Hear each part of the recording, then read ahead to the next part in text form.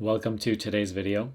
In today's video, we'll be covering and I'll be summarizing the second half of chapter 3 of The Power of Now, which is titled Moving Deeply into the Now. Today's chapter, the second half of this chapter 3, is all about problems and how problems don't actually exist, how they are simply a product of the psychological thinking that is constantly going on. And once the psychological thinking is disengaged from, once it is dissolved, problems cease to be. So how does the pattern of psychological thinking create problems in your life, right? So Eckhart says, are you always trying to get somewhere other than where you are? Is most of your doing just a means to an end? Is fulfillment always just around the corner or confined to short-lived pleasures? Right, and he lists all the short-lived pleasures like food, drinks, drugs, certain thrills and excitement, weekend, going out. Are you always focused on becoming, achieving, or attaining? Or alternatively, chasing some new thrill or pleasure? Do you believe that if you acquire more things, you will become more fulfilled, good enough, or psychologically complete? Are you waiting for a man or woman to give meaning to your life? All these are signs of waiting, of delaying happiness to a certain future for which you are waiting. It is right around the corner or somewhere down the line. And he gives examples in the books of how every single time, even on a mass level, people have reduced the present to a means to an end to attain some better future. It has always resulted in dysfunction. And the big example that he gives is communism. But this is robbing this chase for the future, where you believe you're going to be somebody else, which is more satisfying to your mind, or have something, or be loved by somebody. These are robbing you of your actual happiness, which is nowhere to be found in the future. So take a good look at your life right now, how you spend the entire day. Is it always waiting for the next moment? Perhaps you're just waiting for lunch, or you're just waiting to get out of work, or you're just waiting for the weekend, or you're just waiting for the next vacation, or you're just waiting for the next big accolade or achievement, or an income goal, or the next relationship? What is it that you constantly delay your happiness for? May even be a spiritual goal. Are you waiting to be at peace, to be happy, once you're realized, once you're enlightened, once you understand these things that we speak of on this channel? Or are you here and now? Are you always looking to become, or are you satisfied with just being? Not being this or that, but just being. Be honest with yourself, because you can read all these books and listen to all these sorts of videos, yet you continue to live your life like this. And then also the mind complains that it's not getting results. But it's because you're now willing to integrate these teachings into your life. When they matter the most, you refuse to practice, right? Like in the past chapter, we discussed a lot about emotional triggers and everything. So it's easy to practice when you're happy, but as soon as you need to practice when there's a situation happening and something's triggering you, you refuse to practice, and at that time it just becomes like, oh, I don't care about no teaching. But it's like, so you're refusing to integrate the teachings into your life. And doing so, you hold yourself back from experiencing the fruit, receiving the fruit of the teaching. So be very, very honest with yourself. Take a good look at yourself. So Eckhart says, if you're living in this way, constantly delaying your happiness in some future, which again is psychological time, it doesn't exist. It is just a mental projection. Then your life loses its vibrancy, its freshness, its sense of wonder. The old patterns of thought, emotion, behavior, reaction, and desire are acted out in endless repetition. A script in your mind just gives you an identity of sorts, right? The past and my problems and who I am. This identity just gives you, or these sorts of patterns just give you a sense of identity, but they distort and cover up the reality of the now. So be honest with yourself and see how you're living. And then through this video and others like this video on my channel, make the necessary adjustments. So the next section in this chapter is negativity and suffering have their roots in time.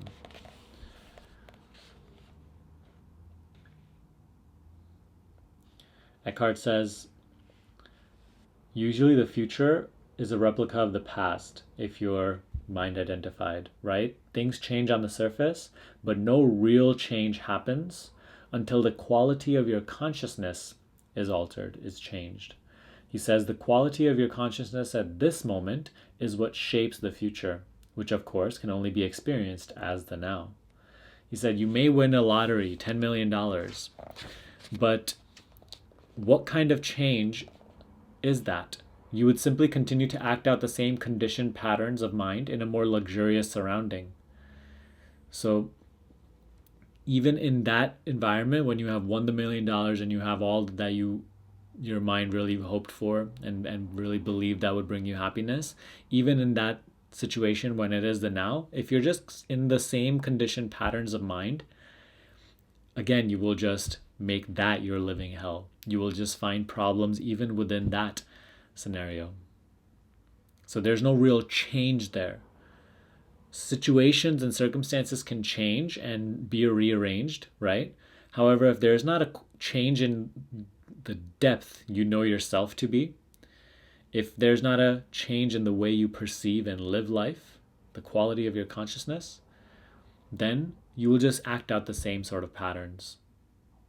Suffering does not exist in any life situation, and it cannot be removed, or happiness cannot be gained or replace suffering by a rearranging of your circumstances. It may give you a temporary hit of pleasure, but ultimately it is only your quality of consciousness, your degree of presence, which determines your ability to be receptive to the inner peace and fulfillment that you seek. Which brings us right to this next sentence, right? Eckhart says, if it is the quality of your consciousness at this moment that determines the future, then what is it that determines the quality of your consciousness? Your degree of presence. How present are you here and now? Are you in thought, which is past and future? Or are you aware of being aware? Are you aware of your own aliveness, of your own sense of being aware? Don't let this bore you. I know the content of mind is stimulating and exciting. However, those are empty projections. Being is reality. So the only place where true change can occur and where the past can be dissolved is the now. Okay? All negativity is caused by an accumulation of psychological time and a denial of the present. All unease, fear, regret, all is just past and future. Too much attention going to past and future. It is as simple as de-energizing the mind, de-energizing the past and future by taking the attention back. And I did a recent video in which I discussed this in depth as well. Eckhart says, you may find it hard to recognize that time is the cause of your suffering or your problems. You believe that they are caused by specific situations in your life, and seen from a conventional point of view, that is true. But until you have dealt with the basic problem-making dysfunction of the mind, its attachment to past and future and denial of the now, problems are actually interchangeable. If all your problems or perceived causes of suffering or unhappiness were miraculously removed for you today, but you had not become more present, more conscious, you would soon find yourself with a similar set of problems or causes of suffering, like a shadow that follows you wherever you go. Ultimately, there is only one problem: the time-bound mind itself. This is a very, very strong statement. Eckhart is saying, as long as you are constantly in psychological time, as I said previously, no matter how your circumstances rearrange themselves, you will always create problems. Then problems are actually interchangeable. These ones might pass, but again, if you stay in the same way of perceiving, if you just stay attached to past and future, attention always in past and future, then in the new set of circumstances, this constant past and future and denial of the present will take a shape of another problem,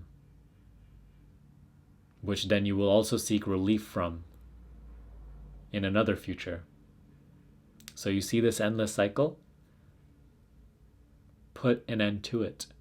How? By de-energizing the mind. It is as simple as taking the attention away from the current thought that is arising and being here fully. And for this, you have many resources on this channel now on how to do this step by step. Maybe even also check out the description box for that.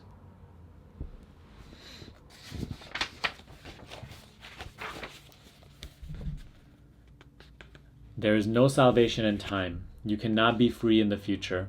Presence is the key to freedom, so you can only be free now. And also, you cannot be both unhappy and fully present in the now. Become fully present. Right now, do it. Be fully here, aware of the fact that you're aware, with your full attention just here. And recognize that in this silence, in this gap of mental activity,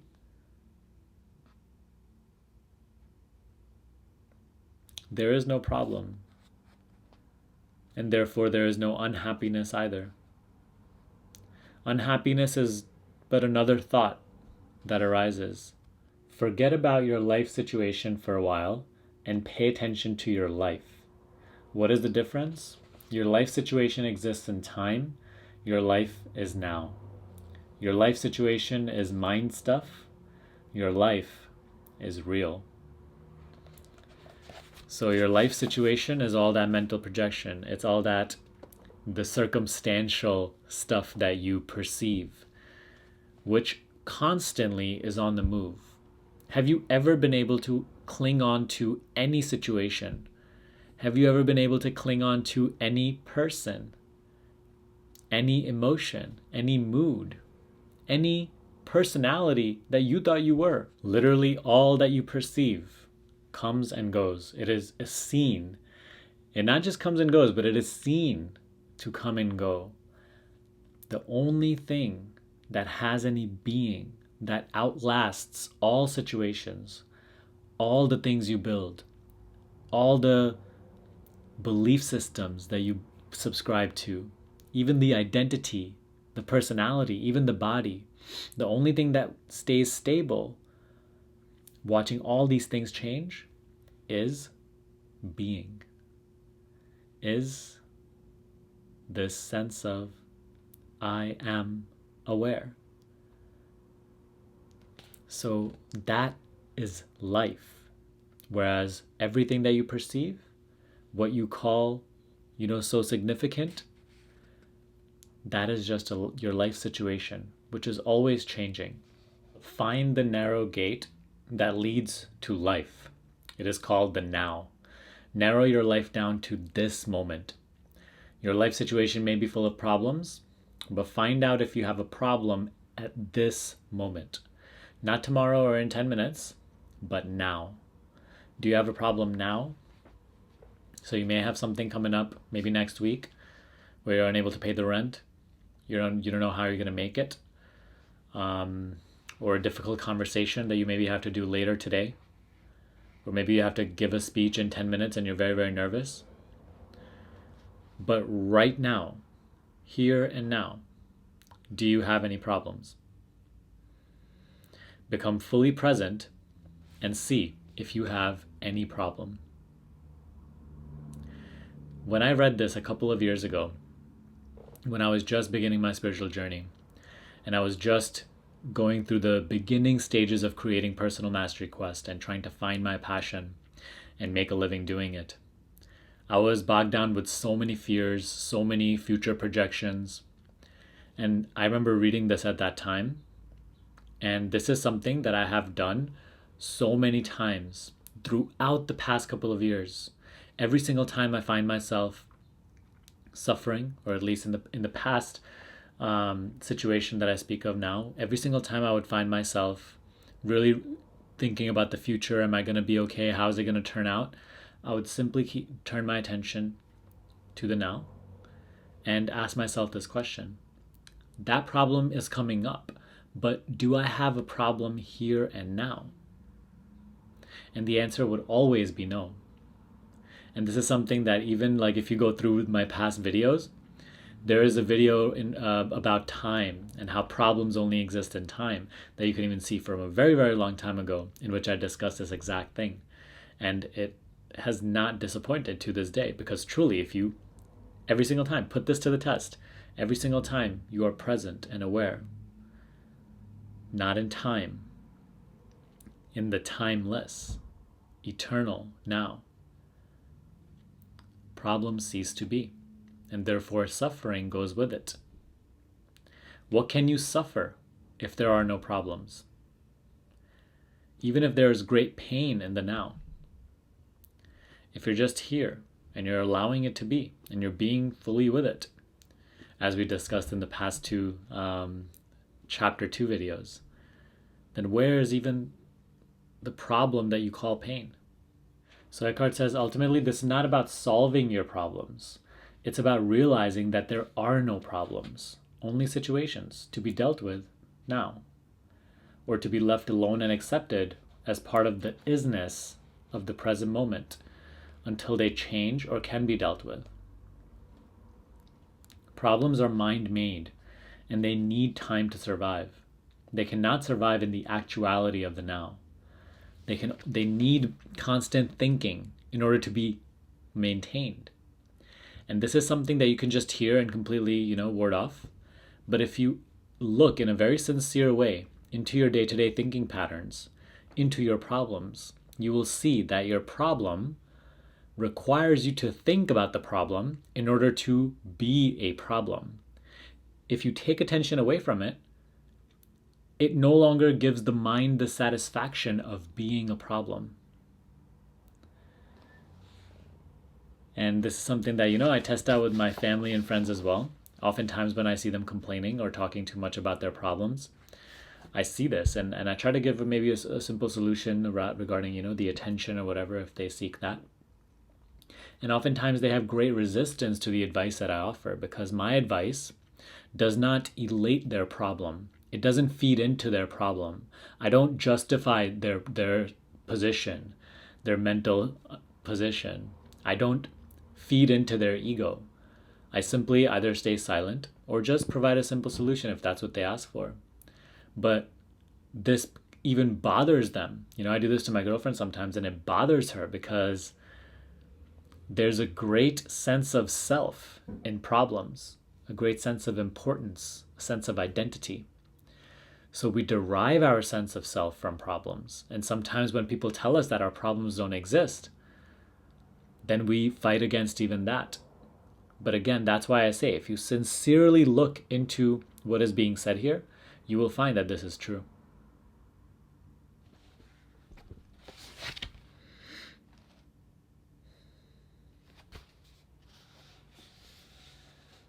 The mind unconsciously loves problems because they give you a sense of an identity of sorts.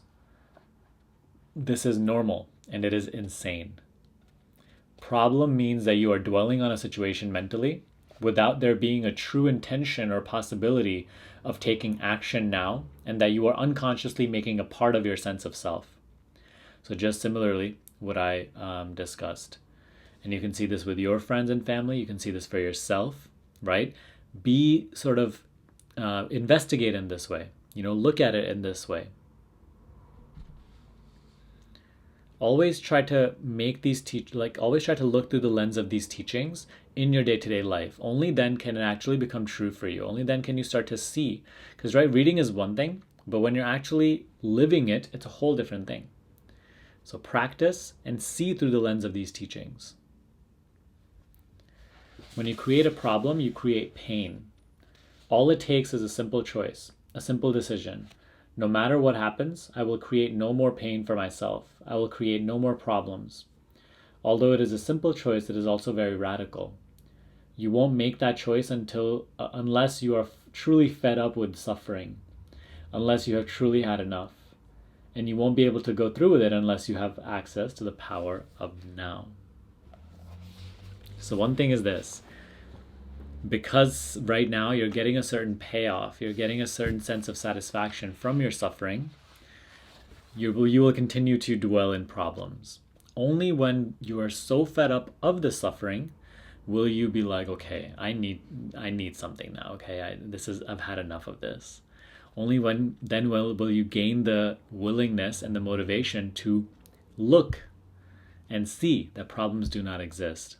And only then will you have the ability to carry this out in practice again and again and again, because it's not a one-time thing. The decision is made, okay, I will create no more problems, and I will be present, and I will be here. However, in practice, it has to be done repeatedly until it is becoming habitual.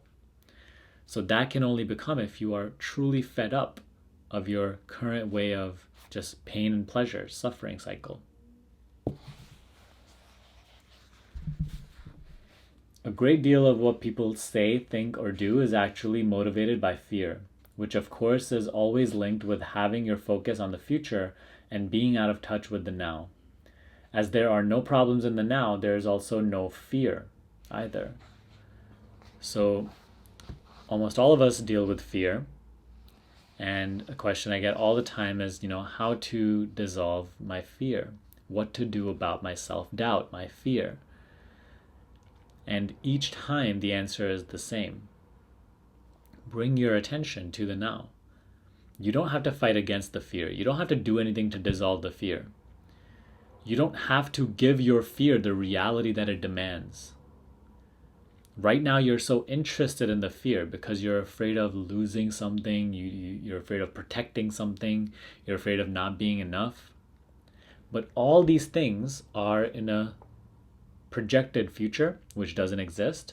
And also, all it requires to de-energize this scenario is just bringing your attention back here. And in some way, just become fully comfortable with being here.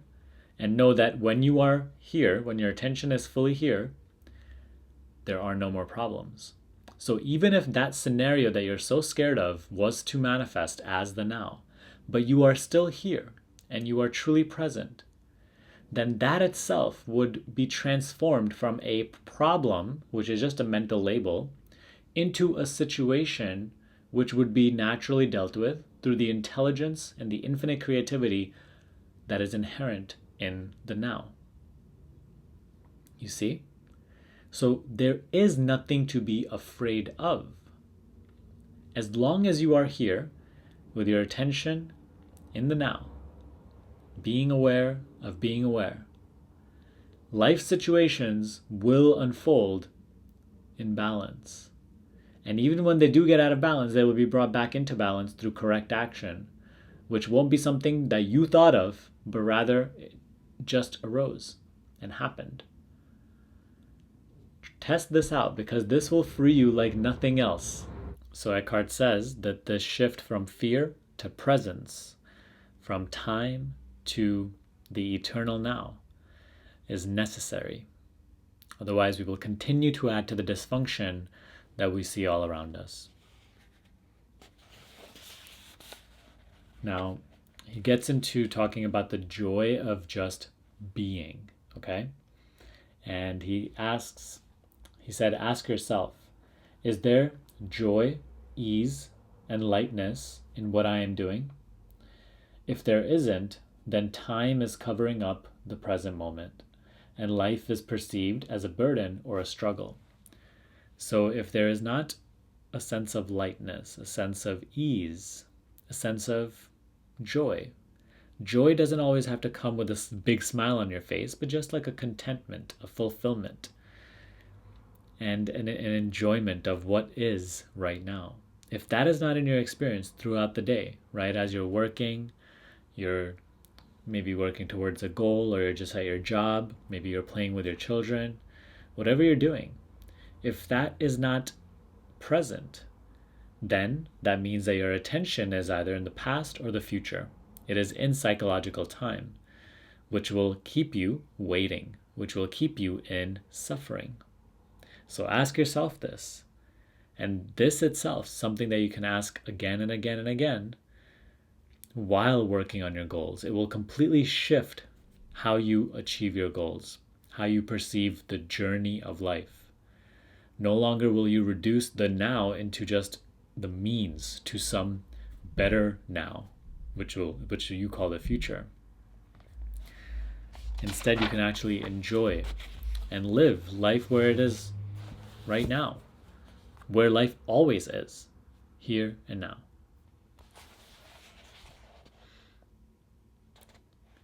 See if you can give much more attention to the doing than to the result that you want to achieve through it. So it's not so much like, let's just say you're at a job that you hate right now. It's not so much that you have to change the job, but rather first change your attitude with which you do that job, even though you don't like it. So see if you can give much more attention to the doing rather than to the result that you're getting from it. Or even if you're achieving a goal, let's just say you have your own business and you're looking to increase it to, a certain amount of revenue per month. Rather than just doing the tasks as just a stepping stone to that future where you're making this much money, change how you do the work. Bring your full attention to the work itself and see how that changes the quality of your work. As soon as you honor the present moment, all unhappiness and struggle dissolve, and life begins to flow with joy and ease. When you act out of present moment awareness, whatever you do becomes imbued with a sense of quality, with a sense of care and love, even the most simple action. So make it a habit of doing whatever you're doing and know that that is the end in itself. A thing worth doing is an end in itself. It is all that needs to be said about that current task.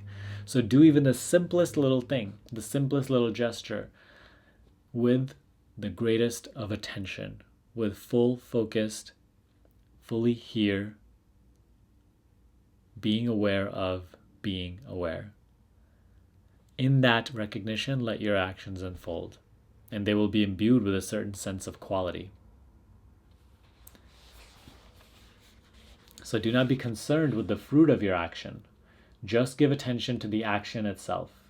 The fruit will come of its own accord. This is a powerful spiritual practice. So along with your meditation, your self-inquiry and whatnot, put this into practice as well. This is called karma yoga, where you do what you're doing for the sake of doing it, not for the sake of trying to succeed or trying to gain something for the need to accomplish something, but just for the sake of doing it anyway. Okay? And in this way, the fruit of your action takes care of itself. It ripens in its own time. But no longer are you so constantly obsessed with it. It actually purifies your action, and it dissolves the ego. Because see, the ego needs to keep you in a sense of results, future, achievement, to strengthen its sense of self. But when you're acting in a very selfless, attentive manner, then ego is losing its fuel, and it will quite literally become weaker and weaker. That is why this is one of the paths to self-realization. Selfless action. When the compulsive striving away from the now ceases, the joy of being flows into everything that you do. And in the absence of psychological time, your sense of self is derived from being, not from your personal past. This is very, very big, okay? Therefore, the psychological need to become anything other than who you are is no longer there. So right now, in a supermind identified state, our sense of self comes from our story, our personality, who we consider ourselves to be, our idea, our image of who we are. Whereas in the absence of psychological time, the more present you're becoming, now your sense of identity will come from awareness itself, from being. And that's the true identity that is prior to mind, prior to name and form, labels, judgments. This identity is stable, whereas the other identities change full. It is constantly changing, shifting from happy to sad, worthy to unworthy. You see? So, in the absence of psychological time, what you know yourself to be is now much deeper. Being free from psychological time, you no longer pursue your goals with grim determination, driven by fear, anger, discontent, or the need to become someone. And this is something that I've seen for myself. The deeper that I've gone into these teachings and the more that I've practiced and started to embody these teachings, the way that I do business, the way that I conduct myself in life has completely, you can say, purified. Whereas all those actions that previously were to either gain this or achieve this or become a certain somebody or prove this to somebody, all of those motives have been cleansed. All of those intentions have been pacified. And now I come from a much greater, you can say, standing, a much greater place. Just the place of being. Not being this or that, not being good or bad, greater or lesser, just the place of being. And I hope this also comes forth in the videos and the actual business and just my entire beingness. But see, even then, there's no need for it to be that way.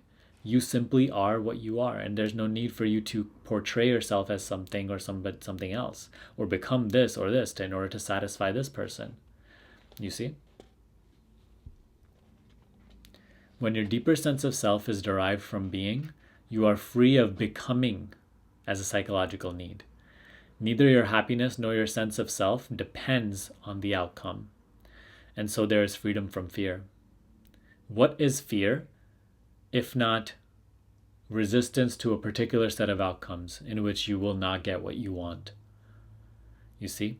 So when you yourself are no longer deriving your happiness and sense of self from outcomes and things and personality traits and this and that, but instead from being, then first of all, you are just happy here and now, but also fear itself is less and less.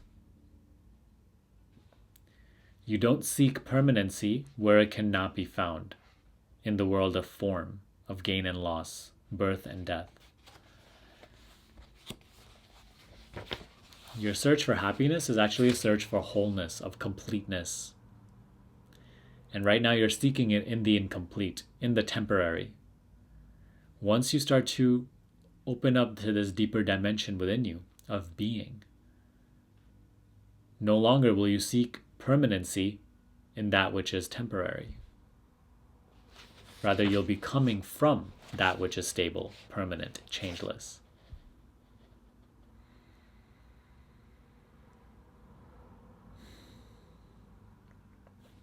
You will no longer demand that situations, conditions, places, or people should make you happy, and then suffer when they don't live up to your expectations. Instead, everything is honored, but nothing matters. It's a beautiful way to say that. Everything is honored, but nothing truly matters. This is a very poetic, detached statement that he just made. And when this is your state of being, how can you not succeed? You have succeeded already. So even success is a matter of presence, of being here fully, now. So it's a beautiful chapter. Gave you a lot to think about. If you yourself consider yourself to be a problematic person, or you probably don't consider yourself to be a problematic person, but maybe you think you have a problematic life where things are always going wrong and things you're always fighting against, then reflect on what we spoke of today, because this chapter is enough to really help you dissolve these problems and anchor yourself here and now. And put this to practice. See every single time when you are aware and truly here. The problem may be in 10 minutes or at some other later future, but is it here now? See this again and again. Okay? So that's all of chapter 3. Next chapter is mind strategies for avoiding the now, and we'll cover that next time. Until then, thank you for watching this video. Now, here are a couple of ways that I can be of direct help to you right now, okay? And I'm going to link everything that I mentioned right now in the description box below. So number 1 is you can join our free Personal Mastery Quest community, our Facebook group, on which you can interact with me personally and ask me all your questions. I love the community over there, and I do my best to reply to you as soon as possible, okay? Number 2, if you have not yet watched my free Ego to Presence Masterclass, in which I teach you how to implement the teaching of self-inquiry into your life step by step and deepen your meditation and deepen your self-inquiry profoundly, then again, check the link in the description box below and go watch that masterclass. It is 1 hour. It will bring you tremendous value, okay? And now lastly, if you want to work with me and my team personally, and you want me to help you dissolve mind identification and realize your true being, then you can check out my coaching program, the Higher Consciousness Shift. All the details of it are down below in the description box. Just click the link that is under section coaching. Okay, and it'll take you there to my personal website, where you can go through all the details and book a free call with me, and we can decide if we're the right fit to work together. That's all for today. I will see you in the next video.